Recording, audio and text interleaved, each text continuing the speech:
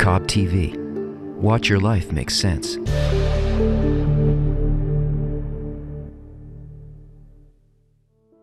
When one looks into the human heart, we can see it is a collection of desires. From the basic necessities to the more complex social desires of wealth, honor, and knowledge. But there appears a point within every human heart that yearns for something different. It desires to know only one thing. What is the meaning of my life? Welcome to The Point. I remember when I was about maybe 7 or so, I walked with my mum in Hanover, where I grew up, and I held her hand. This was in Germany? In Germany, yes. Mm-hmm. And I said, Mum, if I had everything in my life, absolutely everything, what else could I want for? And she said, child, go and play with your dollies. She wouldn't know what my question was. And I felt this need. There was something else I have to look for. I was feeling homesick. I was looking all the time. So you felt this lack?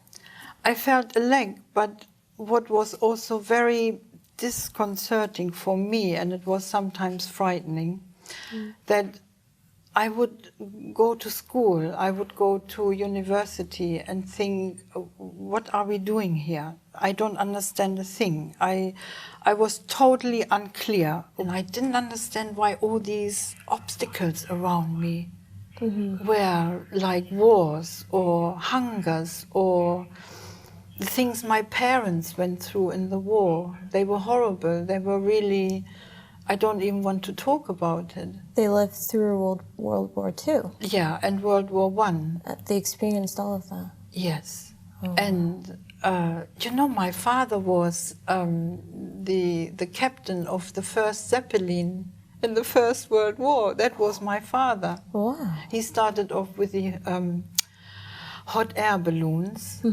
And then moved over to the Hindenburg and the other Zeppelins, LZ-81, and he had a whale of a time, but it was a life full of fear, wars and hunger and difficulty. And I think my parents put this on a little bit to me as well, that I was a bit terrified of life and what it had in petto.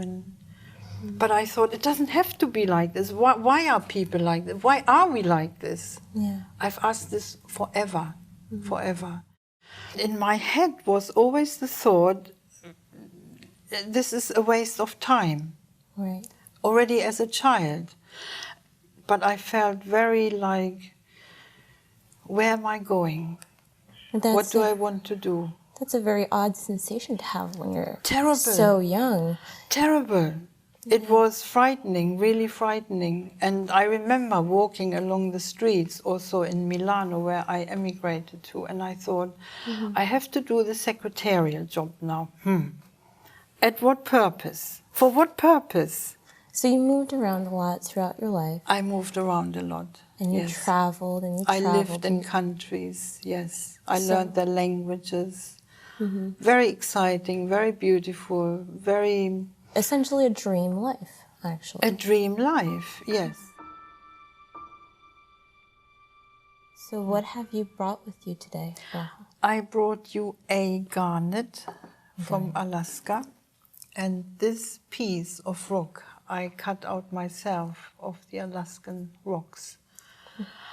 On my travels, on my many, many travels, that there was a time, at the time where I got this garnet, where I didn't have to look on the left side of my checkbook. I was very rich. Yes. I had a lot of money. Yes. And I might have invested it badly, yes. And in the year 2000 and 2001, I lost it all. I think it was about $1 million or something. And for me, that was a lot of money, an awful lot of money. And I had to start from scratch.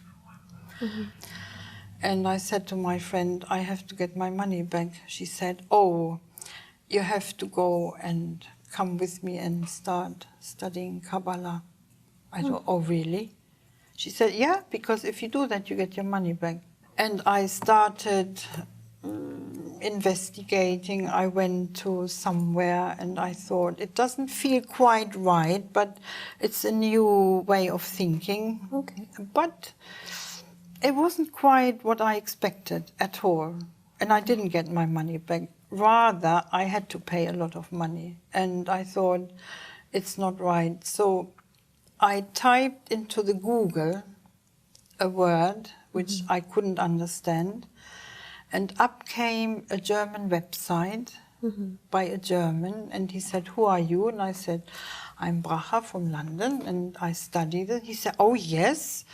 I do that too. I have my own website, and as your German speaker, would you like to proofread a text for me? Because I'm desperate, because my English isn't that good. And he sent me a text, and that is my second object, and it is The Tree of Life by the Ari. And it was one of the most beautiful moments in my life, because when I read this, I couldn't see my body. Everything absolutely disappeared. And I thought I found it. So you were completely... I was stunned. I cannot tell you, the room was filled with light. I was light. I was feeling so good. It was a most wonderful feeling in my life. And I thought, this is it. This is it. Where is it? Where can I get this sort of sorted out in my life?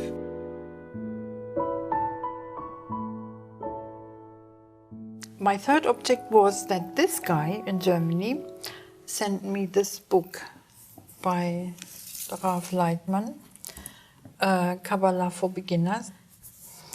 And when I read it from cover to the end, I just sat and cried. I cried, and I think I had eyes like tennis balls, but I went through it and I thought, yes, that is it. Did any message jump out at you and grab you this time around? Yes, it was telling me the reason why we actually had all the wars, why we had all our miseries, our sufferings, also our happinesses. Yes, it explained it so well to me, and also in my language, that I was just so happy. I was so grateful. I was just grateful. So after you read this book, Kabbalah for the Student, how did it change your life? Mainly internally, because I make decisions free of fear. Just, is this good for the other one, what I'm doing? Am I enjoying what I'm doing? And I do. It doesn't mean I can go and do what I like blindly, you know. I have still my brain and my heart, and I make decisions among the two. But it is not anymore oppressing like the life I had before. So if you are not living, if we are not living and making decisions out of fear, what are we making them? Out of love. Out of love? Yes. For concern for the other. Yeah. Consideration, stepping into the other one's shoes, thinking, you are at that stage. What can I do? Can I help? Would you like anything I do for you? I would ask.